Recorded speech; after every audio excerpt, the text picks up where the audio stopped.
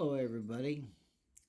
I'd like you to grab yourself a cup of coffee. We're going to sit down and talk about something. Maybe even try to learn a little something. But first things first, before we get to rolling,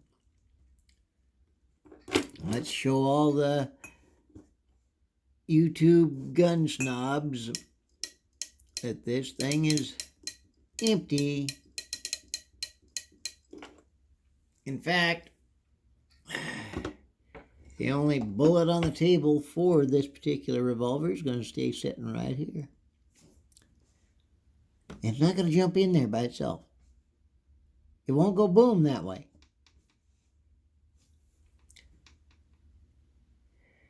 No, the reason I have this out today,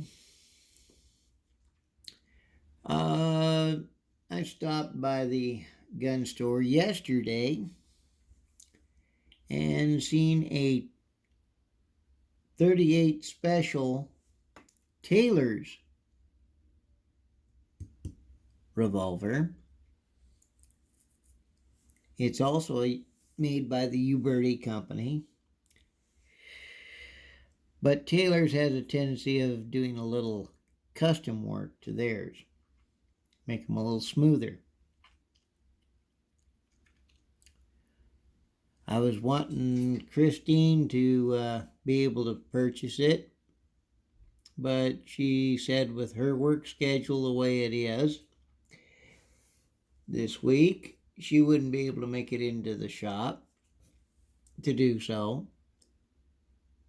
And she knows that Taylor's goes pretty quick, and so does Cimarron, especially at the price they had it marked at. Well, she said, if we can, put it on layaway.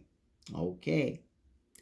Today I went into the store and I put that 38 revolver on layaway.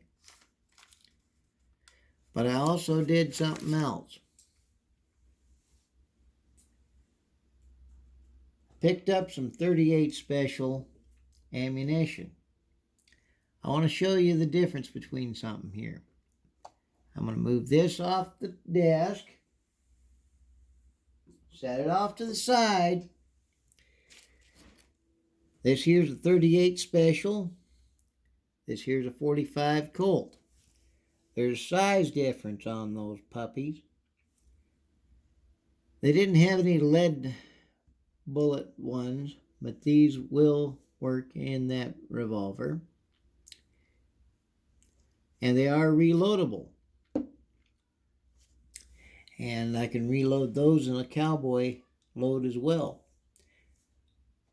From the information I dug up on the 38 special here, developed in 1898, that's toward the end of the cowboy era, as some people would say. I'm going to put the 45 away here off to the side.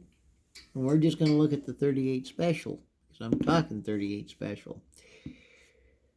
This round was developed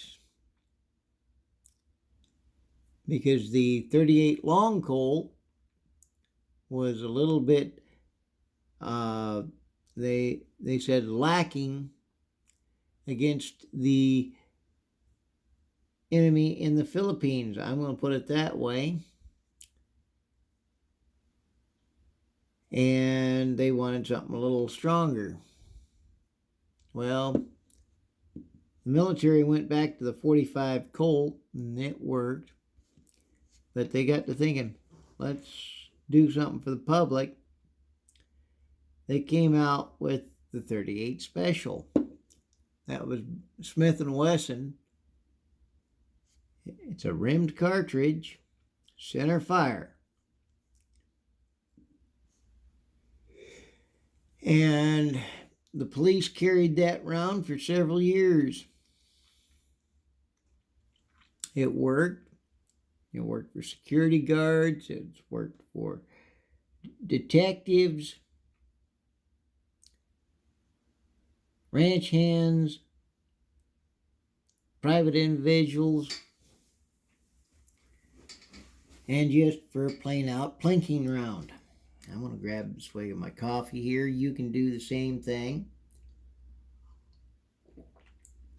if you wish. But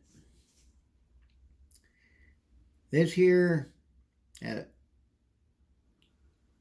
will be a good round for my wife because she's used to shooting her Mosin revolver. I should say her Nagant revolver.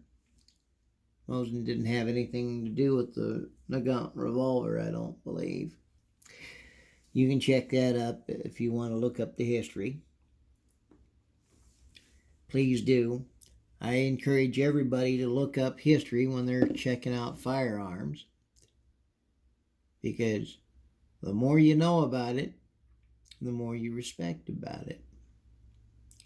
And always, always think before you go pointing at anywhere, and you don't want to destroy something.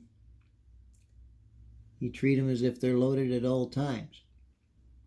For safety, common sense, and a lot of times, respect to the people around you. Anyway, now that I've been on my soapbox, when the target ranges open up here in Fargo, because of this dadgum bug,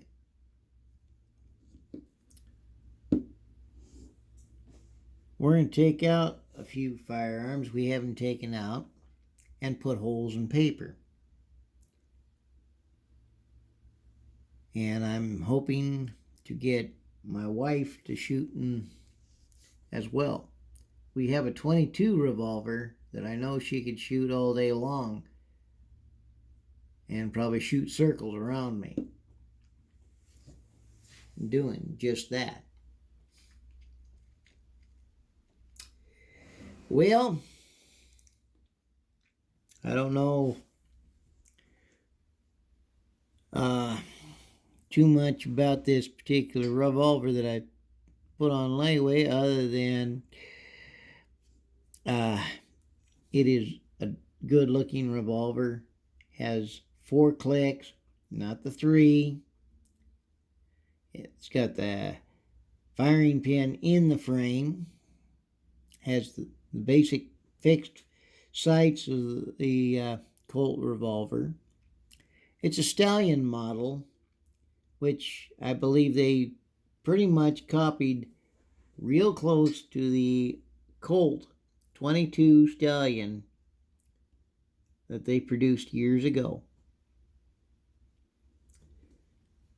And it is chambered in the .38 Special.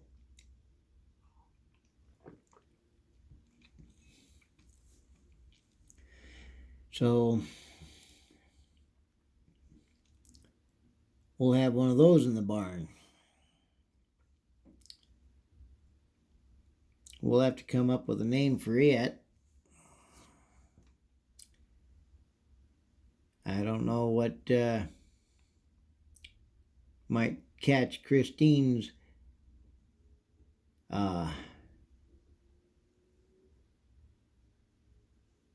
ideas of naming, but I'm kind of leaning toward, something to do with horses.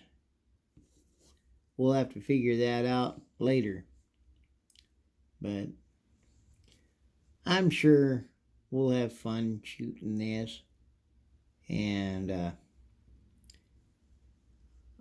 I got another load to figure out and read up on for hand loading, besides the .45 Colt. You can't get the same amount of powder in this that you got in the .45 Colt. You can't jump up and down on top of it and stuff it in there. It's a little bit smaller. Okay, well, I thank you for watching my little video here. And I will let you know when we get it paid off. And I'll have another video with it displayed, probably with one of the Uberti 45s. But we've got a little bit to pay on it now. But thank you for watching. Like, share, and subscribe. And Christine says thank you for all the people that have watched her videos. We'll talk to you later. Bye-bye.